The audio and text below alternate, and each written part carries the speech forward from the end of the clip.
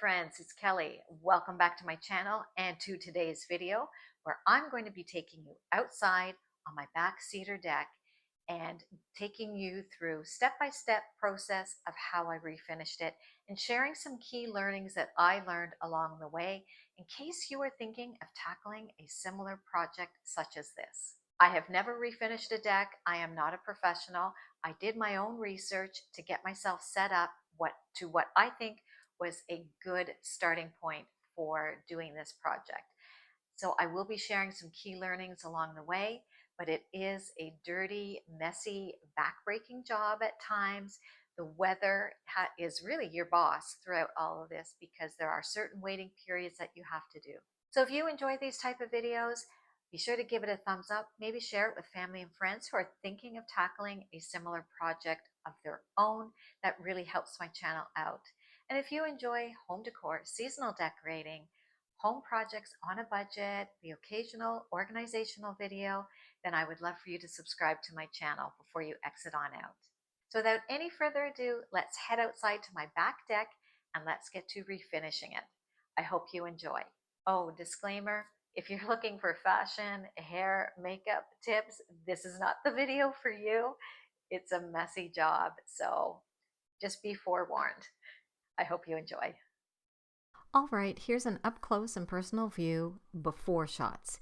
Years of the Canadian weather, rain, snow, sun, rinse and repeat for more than 6 years had really done a number on this once beautiful cedar deck. The wood was completely gray, almost like driftwood, but not in that charming beachy way. So this year, once the snow finally melted, we found ourselves looking at the deck, reminiscing of the deck when it was first installed. However, after an already failed attempt to stain it a few years back, we were definitely gun-shy to tackle this again.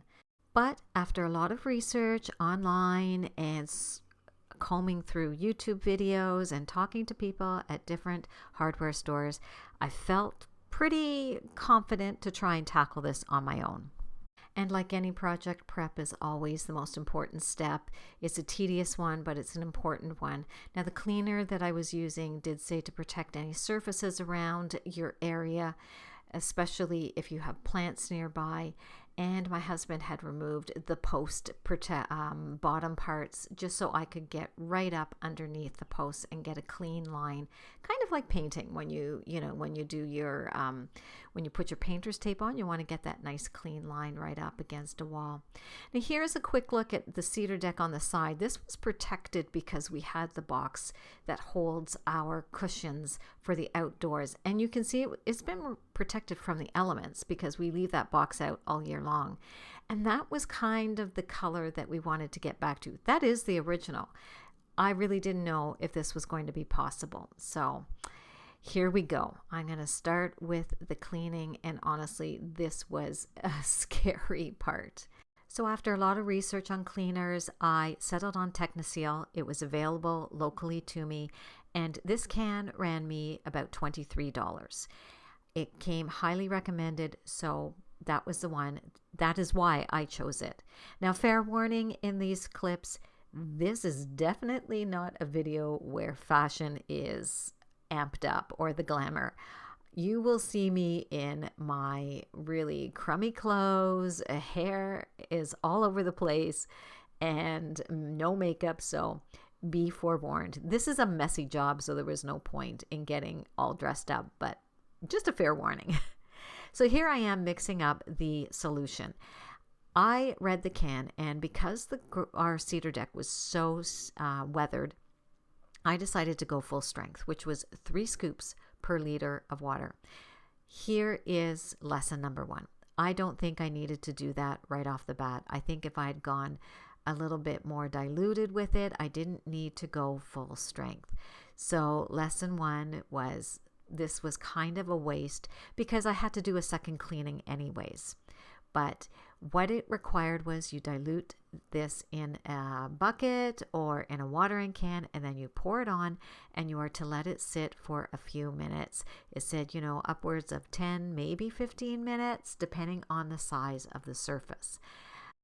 And here's where lesson number 2 came in. because I was so impatient and didn't let it sit for, the recommended up to 15 minutes, I made life harder on myself, and I did require that second cleaning. Without waiting the appropriate time, I didn't allow the cleaner to actually take full effect. So it just made my life a little more difficult, required a second cleaning, and a lot more scrubbing at this point of the game.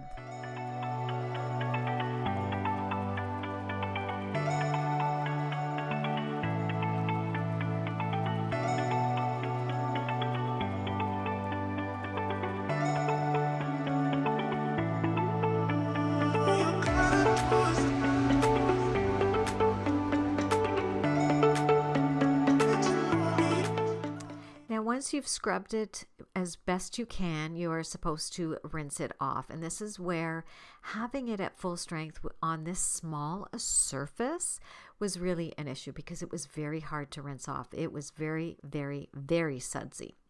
But you can see a little bit here how the grime is clinging onto the edge there, and it really was lifting the dirt. I was pleasantly surprised, but I would still need to do a second coat. Now, I used my hose. I did not use a power washer. Everything I had researched said to be very, very careful when using a power washer on cedar decks, so I decided not to go that route. It's actually recommended not to do that. So I just used my hose. And here's a look at the deck after the first pass of cleaning, and it is looking so much better than I actually anticipated. It's getting up a lot of that gray look, and it's getting that cedar look back. Here's a look at some of the gunk that I got off on my brush, and this is during my second cleaning of this deck. This is so gross.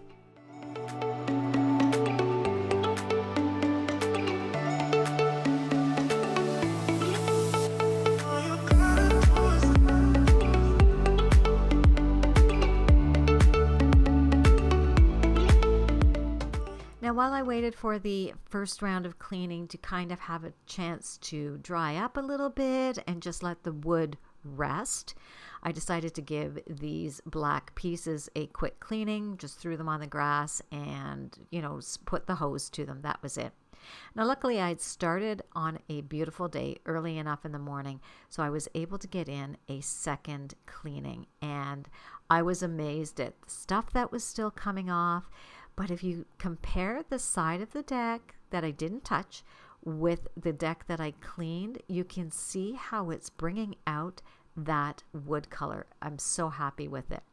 Now, the camera is not doing this justice. It still looks like it's gray, but it is not. It was actually becoming a really, really nice color, and this is just letting it sit and rest for a couple of days before you sand. You have to make sure the wood is completely dry before you get to sanding. Now, here you can see a little bit better that the wood was lifting really, really nicely. It was becoming a nice light color, and I was starting to sand here. Rookie mistake number 3.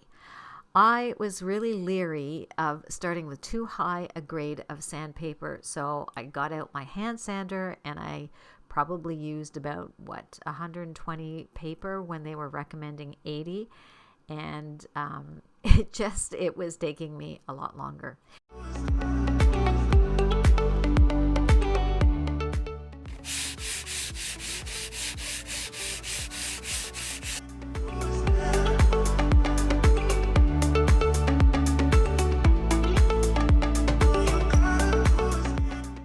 When I was at the hardware store, I noticed that the Bear stain selections had some sample sizes. So I decided to buy a couple of samples just to see what color I wanted to go with. And I bought 2. One was called Red Cedar and one was called Westmount. And then what I did was I applied a couple of test patches on the wood that was already cleaned and sanded, just to give me an idea to see which one we would prefer. Each sample can was only $6, and I thought that was a really good way to test out a color before either having to buy a full size can and not loving the color. So I thought this was a very economical way to go about deciding which stain color we preferred. I'm going to try and give you a glimpse at the two test patches that we did. This one was the red cedar and this one was the Westmount. And you can see that actually the red cedar wasn't really red at all. The Westmount was much redder. And in closer inspection, the red cedar color actually was a almost perfect match to the side of the deck that was protected from the elements and the color that we were looking to go with. Then I went over to this side of the deck and I did a test patch over here and we loved it. And you can see the difference here between the test patch and the actual deck now that it is finished. Now the other issue I ran into was I was noticing that after the cleaning and a bit of sanding that there were still some what looked like fuzzy patches on the wood. Again, after some research, I discovered this was a quite common cause after cleaning. Not an issue to be that concerned about. They said taking an 80 grit sandpaper with an orbital sander would probably take care of the problem. So after some consultation with the project manager, aka my hubby, he got out the orbital sander for me and we applied the 80 grit. And this really took care of that problem of fuzzies. And it was quite astonishing to see it worked so well.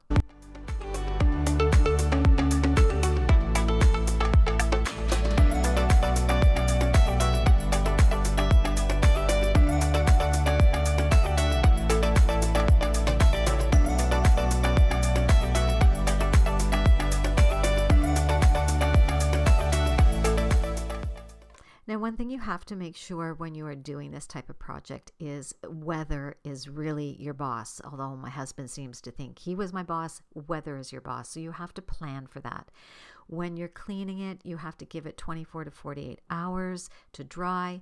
If there's any rain in that, add a day on. You cannot stain in the middle of the day in the sunshine. It just won't make the stain sit nicely. It'll dry too quickly, it can be blotchy.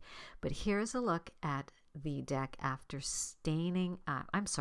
sanding, and you can see how beautiful it is really looking. Now here is how I really made my money go a long way. Because our area is not a big area to do, and I bought sample cans to try two different colors, and we really liked the one that was 5077 from Bear called Red Cedar. We decided to try to see if 2 cans of red cedar would work, and they were more than enough stain to go over this small project. So at $6 a piece, I had bought 3 cans. 1 can we did not use because it was the other color that we weren't going to use. So all in all, that's $18. So with the cleaning, I am now up to, what is that, $41? So well below $50 so far. I'm going to apply it with that sponge that you saw. I have some rags ready, and I decided to pour both cans of the red cedar into a container so that I had a consistent stain to apply to the deck.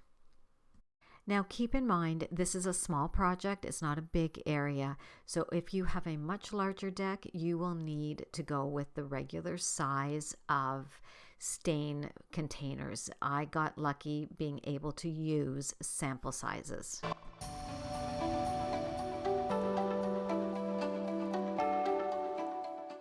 At this point, I am ready to apply the stain, and I am reminded of a line from Home Alone when Kevin gets ready to, tackle those robbers that are coming to the house, where he says, "Don't get scared now." And this was my don't get scared moment. Did I was second guessing myself. Had I selected the right stain color? So it was the moment of truth. And here's the first pass, and I loved it instantly. I thought this is exactly the color that I wanted. I didn't want it too dark. I didn't want it too light. I certainly didn't want it too red or orangey. And this was perfect. Now, my husband always laughs at me whenever I do a paint job and now a staining job. He gets so frustrated because he says I never put enough on my brush at the beginning, and I could hear his voice in my head at this point. So I was trying to apply a lot more stain. But because I had taken the time to clean the deck, to sand it, and let it all dry, the stain was applying so nicely. I have chosen a water-based semi-transparent stain. Apparently, that is what you need for a deck with wood from about 3 to 7 years old. You should go with a semi-transparent. And here it is. Again, the camera is not doing it justice. It just looks so beautiful. We were so pleased with it. But this is just after I had finished my coat, and I had more than enough with those 2 sample cans to do this job. Here's a look at the deck the next day from my patio door, and you can see how pretty it looks. It is a world of difference from what I started with. Is it perfect? No, it isn't. And this is another lesson I had to learn. It's not perfect. There are imperfections. It's not done in a factory. It's not done by professionals, but I'm okay with it. I did this project by myself, and I am so very pleased with it. Then it was just a matter of replacing these black post bases, and that was it. The project was done, and we are so happy with the way it turned out. And in a moment, we're going to look back at this, how it all started, and then a quick look at how it looks now.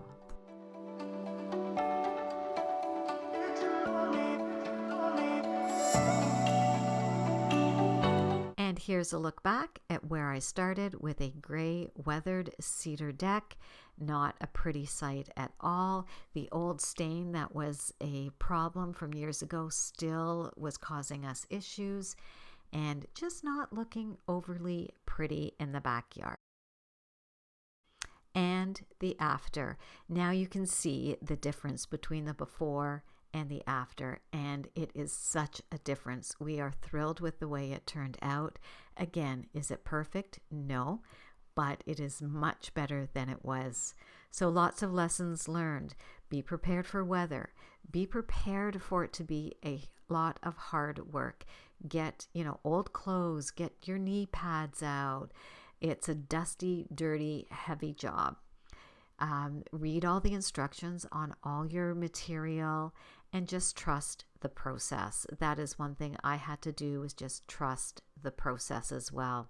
Do your research, find out what you think you might need for your project, and get all your tools ready before you start, so you're not having to run back and forth to the hardware store. Thanks so much for joining me today. I hope that I was able to inspire you to look around and maybe tackle a project that you've been putting off for a while. If I can do something like this, you can too. Believe me, you can do it as well. And if you did enjoy this video, don't forget to give it a thumbs up. And if you haven't already, I would love if you would subscribe to the channel so you don't miss any more home update projects, more home decor videos, lots more to come. And come follow me over on Instagram. I'd love to connect with you over there. So until my next video, guys, have a great week.